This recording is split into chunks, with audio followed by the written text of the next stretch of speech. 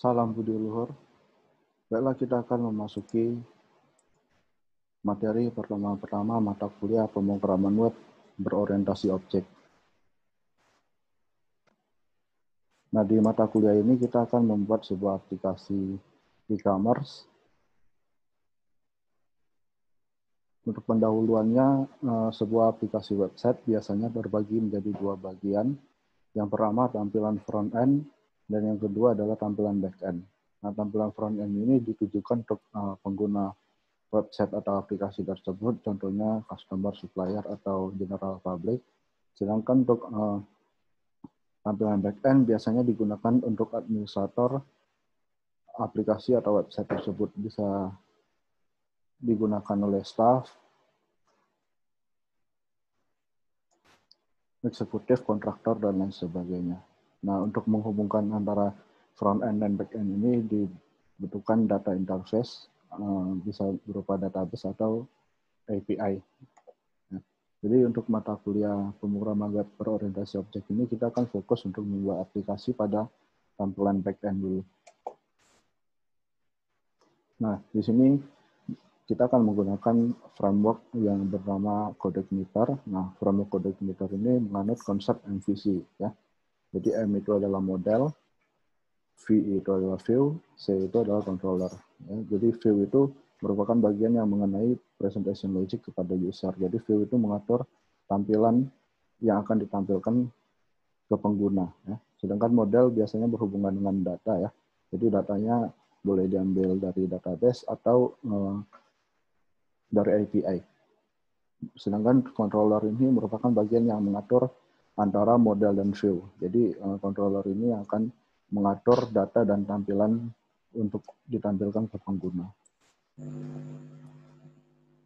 Nah, tampilan backend yang kita akan buat seperti ini layoutnya, ya. Jadi dibagi dua kolom. Yang paling atas itu ada header, di sebelah kiri ada menu, di tengah ada konten, dan di bawahnya ada footer. Jadi kita akan menggunakan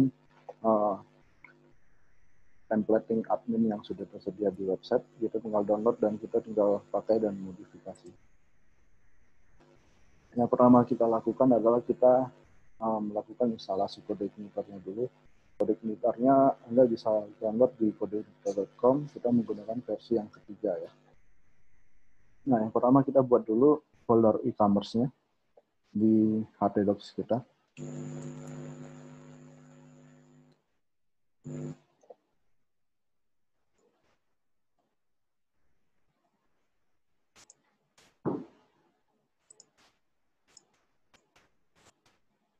Nah, saya akan buat dengan nama folder pwbo, ya.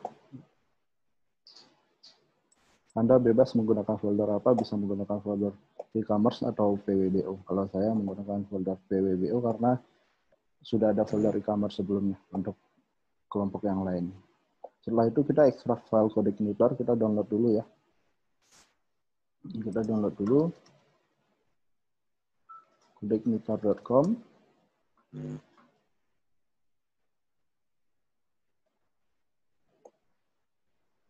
Nah, di sini kita ini kalau download versi keempat, ya. Kita klik menu download. Nah, di sini ada CodeIgniter versi keempat dan CodeIgniter versi ketiga. Kita pakai yang masih versi ketiga.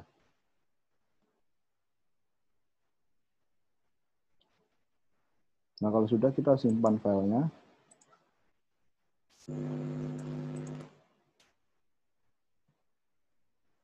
Ini anggap saja sudah terdownload, ya, filenya.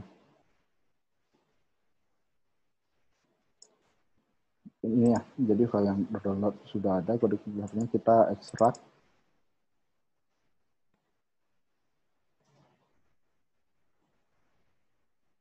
Nah, setelah selesai ekstrak, kita buka foldernya, kita kopikan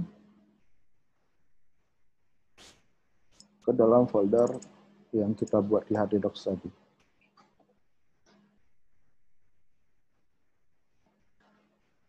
Nah, kalau sudah, kita tinggal jalankan Apache dan MySQL pada SAM-nya. Kita coba buka di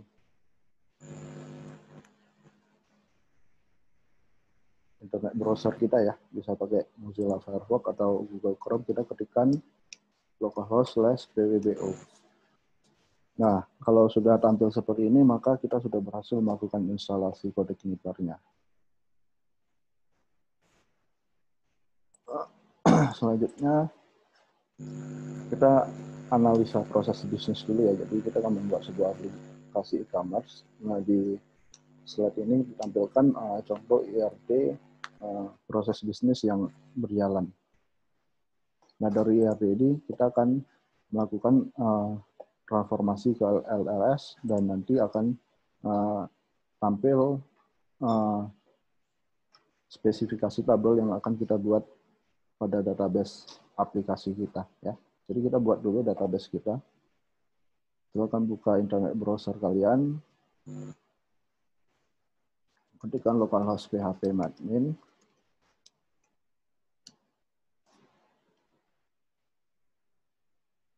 Kalau sudah, kita buat database baru ya. Kita klik menu database.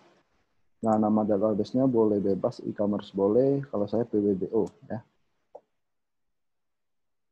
Nah, kalau sudah, kita buat tabel. Tabel yang pertama itu adalah tabel pelanggan. Jumlah kolomnya ada 3, 4, 5, 6, 7 ya.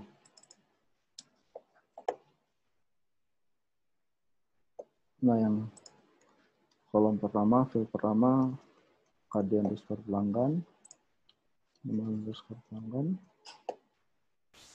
alamat underscore pelanggan, kota underscore pelanggan,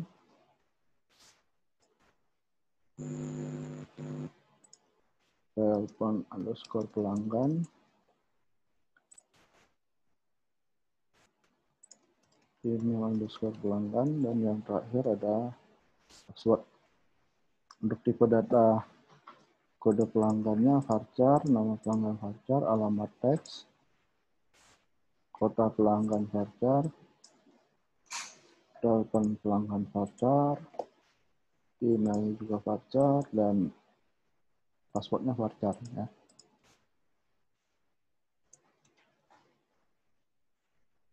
Isikan juga panjang file-nya.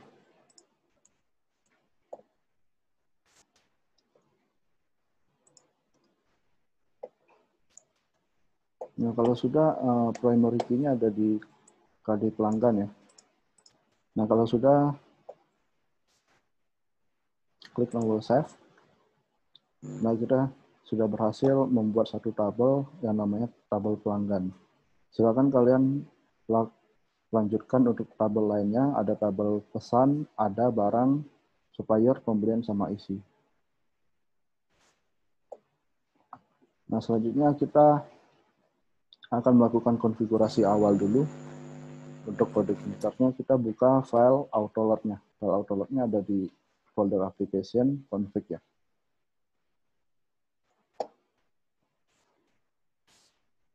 Application config autoload. Nah, di autoload ini kita akan memasukkan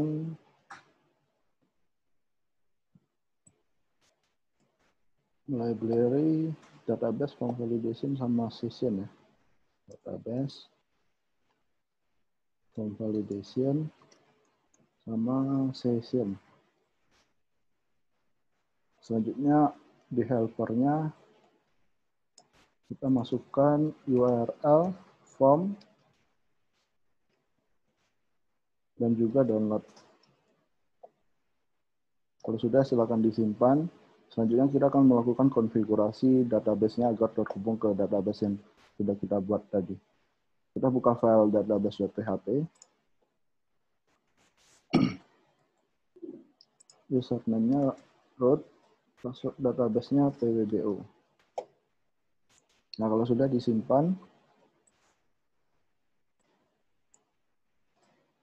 selanjutnya kita buka file root.php ya.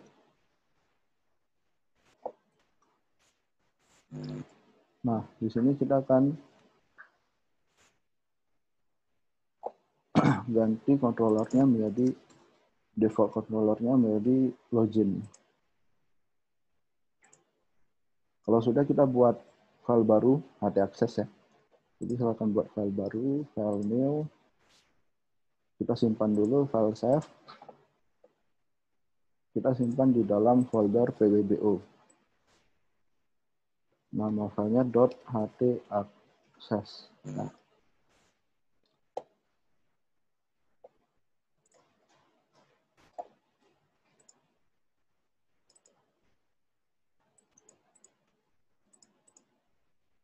Nah, silakan diketik.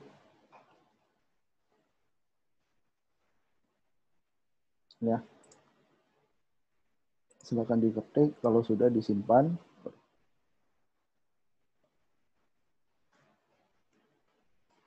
Ya, silakan diketik kalau sudah disimpan. Kita coba buka dulu. Harusnya error ya, not found, karena default controller login yang kita setting di root ini